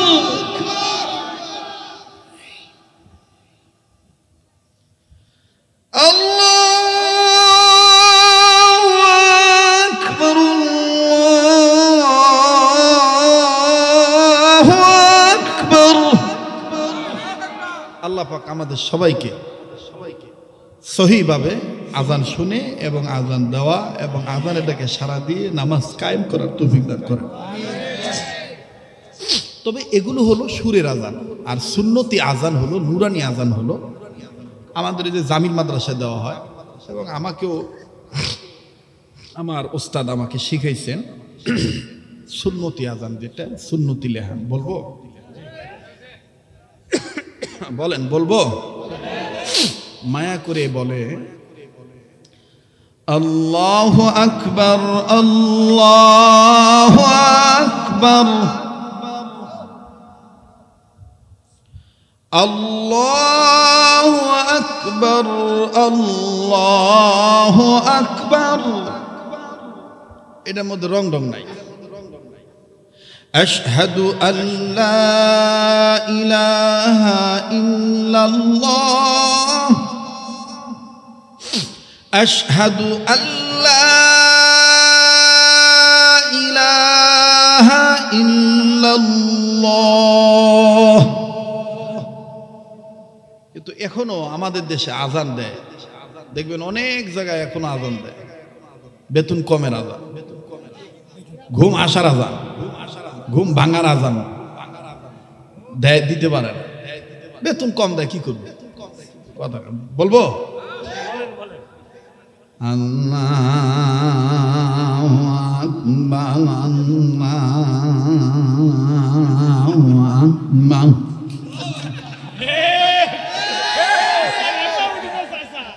কথা কোন ঠিক কিনা? এই যে মিডিয়ার ভাইরা, আপনাদের কাছে অনুরোধ করব, আপনারা এটাকে কাটিং করে দিবেন না। শুদ্ধ আজান অশুদ্ধ আজান দুইটাকে এক করে দিবেন। আর যদি কাটিং করে দেন তাহলে কাল হাসরের ময়দান এবং দুনিয়ার জমিনে এটার তো বেইজ্জত হবেনই, আখিরাতেও আপনার বিরুদ্ধে আমি মামলা দায়ের করব। জনগণকে সঠিক মেসেজটা দিবেন যে কোনটা শুদ্ধ আজান, কোনটা অশুদ্ধ আজান, তাই না? দেখবেন আজান দেয় হাইয়া আলা সালাহ,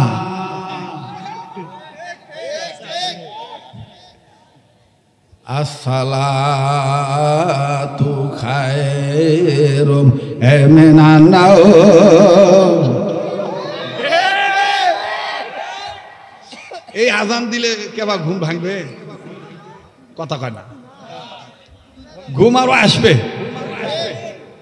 আজান দিতে হবে মুজাহিদের মতো, ইসলামের দাওয়াত দিতে হবে শুদ্ধভাবে।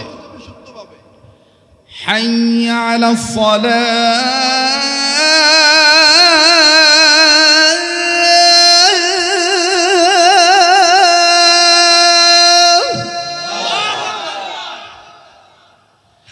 حي على الصلاة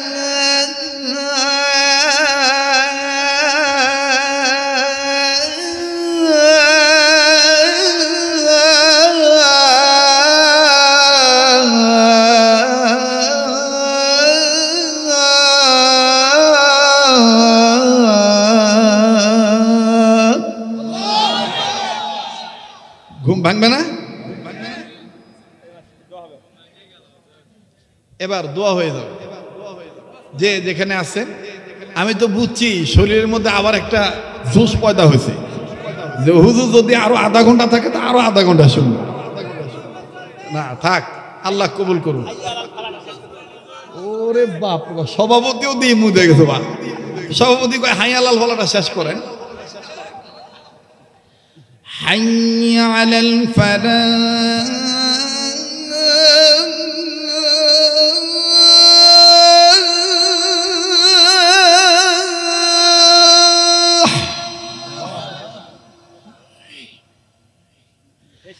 حي على الفلاح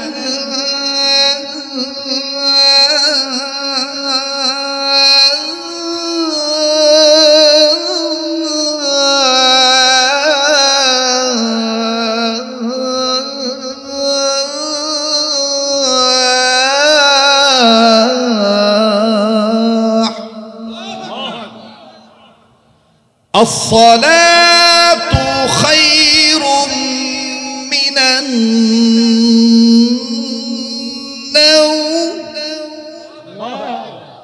অজগুবি না বুঝা কয়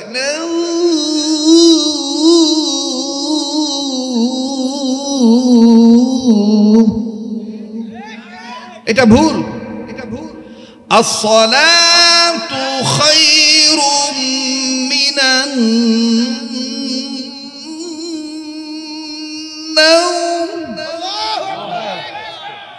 এটা হলো শুদ্ধ। আর অজগুবি না বুঝা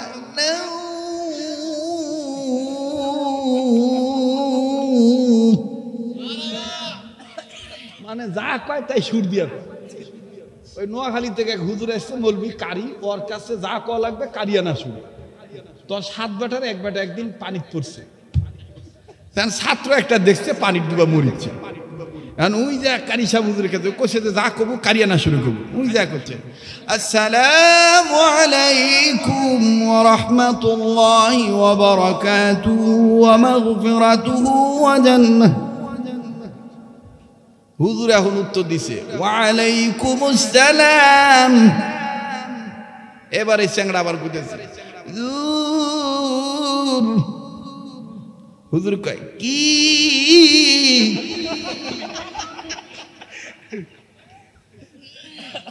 হুজুর আপনার কয়টা বেটা?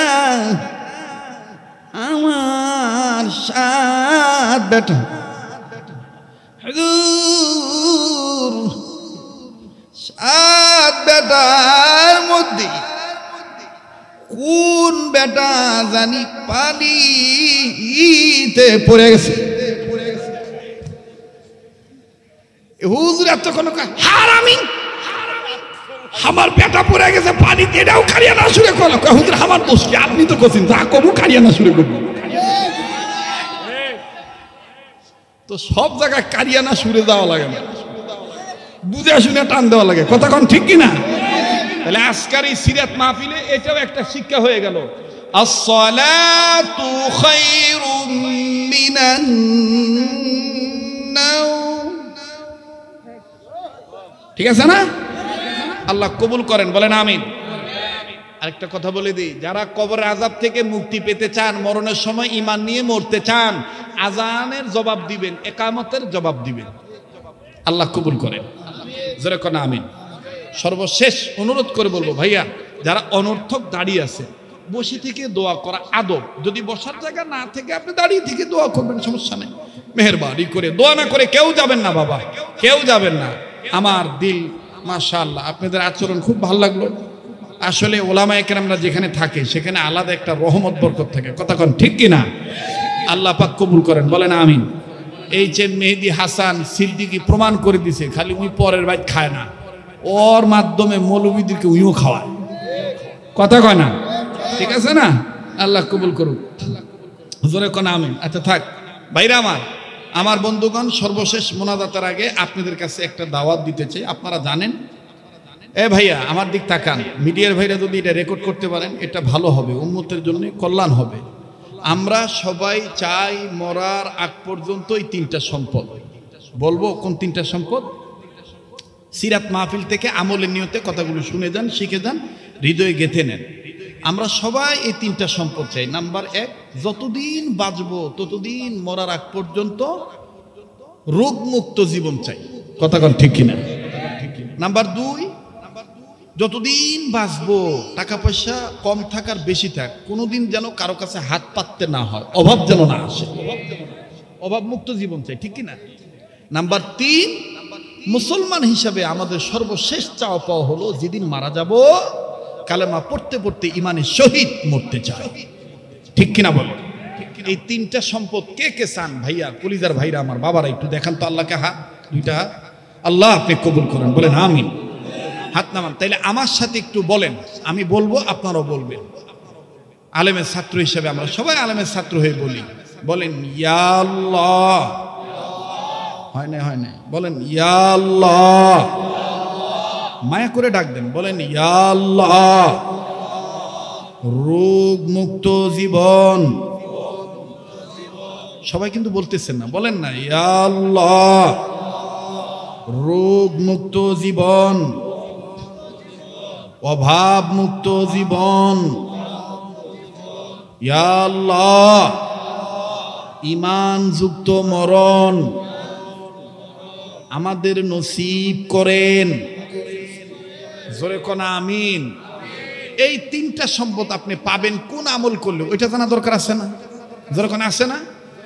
উলামায়ে কেরাম আছে, জিজ্ঞেস করে দেখবেন। আবু দাউদ শরীফের হাদিস, রাসূল সাল্লাল্লাহু আলাইহি সাল্লাম বলেছেন খানা খাওয়ার আগে পরে টোটাল সুন্নত হলো 17টা। বলেন কয়টা? আবার কোন কয়টা? এর মধ্যে 4 নম্বর একটা সুন্নত আছে, ওইটা পালন করলেই এই তিনটা সম্পদ পাবেন। আমি কি সেটা বলবো? সে 4 নম্বর সুন্নত হলো খানা খাওয়ার আগে পরে 2 হাত কবজি পর্যন্ত ধৌত করা। বুঝে থাকলে বলেন তো বাপ, কয় হাত? 2 হাত। কোন পর্যন্ত? কখন? আবার একটু বলেন কয় হাত? একটু দেখান বাবা, দেখান না।